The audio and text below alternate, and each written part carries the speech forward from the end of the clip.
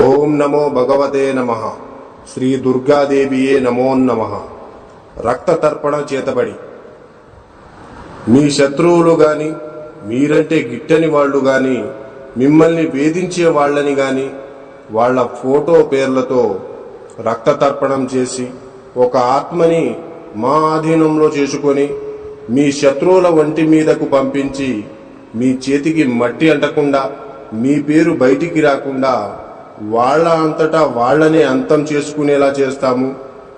మీ శత్రువు మిమ్మల్ని ఎలా అయితే ఇబ్బంది పెట్టారో వాళ్ళు కూడా ఈ రక్త తర్పణం చేతబడితో నరకయాతన అనుభవించేటట్లు చేస్తాము.